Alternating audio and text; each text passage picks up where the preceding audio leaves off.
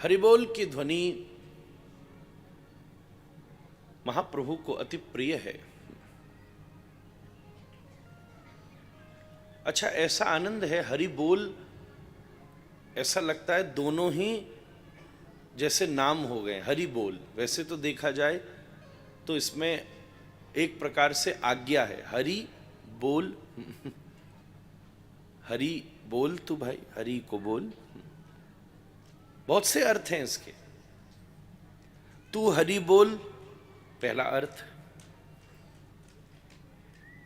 दूसरा अर्थ जो कुछ कहना है हरि से बोल, और तीसरा अर्थ सारी भक्ति सिद्ध हो जाएगी जब हरि आपसे बोलेंगे महाराज। सब कुछ है इसमें। वैसे देखा जाए तो हरि शब्द ही तो आधार है, बोल शब्द भी इसमें जुड़ गया, और ऐसा जुड़ गया कि अधूरा लगे। केवल हरि हरि बोलो, हरि हरि हरि हरि, तो आधा आधा लगेगा। आदत हो गई हम लोगों की, हरि बोल कहने में पूरा लगता है। यहां दो ही तो भाव हैं, धर्म की कंजूसी नहीं करनी चाहिए, भक्ति की कंजूसी नहीं करनी चाहिए। महाप्रभु जी की आज्ञा है, खूब बांटो इसको। धर्म, धन, यश, प्रेम, प्रतिष्ठा, ये सब जितनी बढ़ती है उतनी सुशोभनीय लगती है। धन की शोभा उसके वितरण में बनती है। ऐसे यश, अकेला व्यक्ति यश का भोक्ता बनेगा तो कई बार ईर्ष्या मिलने लग जाएगी। जब हनुमान जी लंका जा रहे थे तो सारे बानरों को बोल कर गए कि तुम लौटना नहीं, यहीं मेरी प्रतीक्षा करना। जब मैं लौट आऊंगा तो हम लोग साथ में राम जी के चलेंगे। क्यों? उसके पीछे एक और भाव था। संत जन कहते हैं कि अगर सब बानर लौट गए होते और फिर जब राम जी के पास अकेले हनुमान जी पहुंचते तो यश केवल हनुमान जी का होता।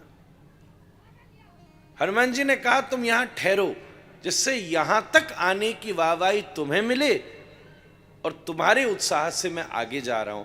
काम करने के लिए मैं अकेला जाने को तैयार हूं, पर नाम जब होगा तो हम सब लोग मिल बांट के उसका सुख लेंगे महाराज। यश प्रतिष्ठा को बांटने में विस्तार होता है, आनंद होता है, आनंद होता है। ऐसे ही प्रेम भी, भक्ति भी खूब बांटने से उसका सुख है। अगर संत जन कथा कीर्तन के माध्यम से भक्ति बांटते नहीं, अगर सूरदास जी पदों के माध्यम से भक्ति बांटते नहीं, अगर षड गोस्वामी ग्रंथों के माध्यम से भक्ति बांटते नहीं। महाराज जी, षड गोस्वामियों ने माला छोड़ छोड़ के कलम उठा करके ग्रंथ लिखे हैं महाराज, माला छोड़कर। अगर गोस्वामी तुलसीदास जी, हालांकि स्वांत सुखाय तुलसी रघुनाथ गाथा, खुद की प्रसन्नता के लिए लिखा है, फिर भी अगर उसको जनमानस तक नहीं पहुंचाते तो आप सच बताओ क्या आज धर्म बचता? एक बात तो हम बिल्कुल खुले मुख से कहेंगे, उत्तर भारत के कई, मध्य प्रदेश, उत्तर प्रदेश, विशेष बिहार और झारखंड के ग्रामीण क्षेत्रों में जो भी धर्म बचा है वो गोस्वामी तुलसीदास जी महाराज की कृपा है महाराज। बहुत सारे लोग कुछ भी नहीं जानते, पर हां, मानस के प्रति अभ्यास करते समय उनकी रुचि है।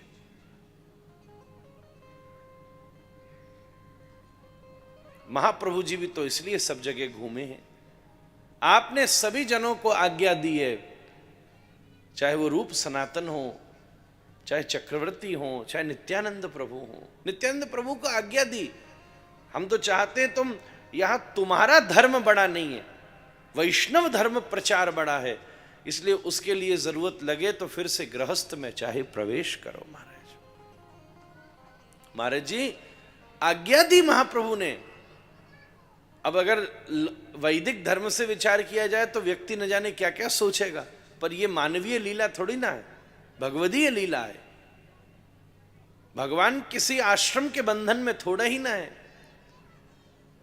फिर भी लौकिक विचार किया जाए तो यही तो है।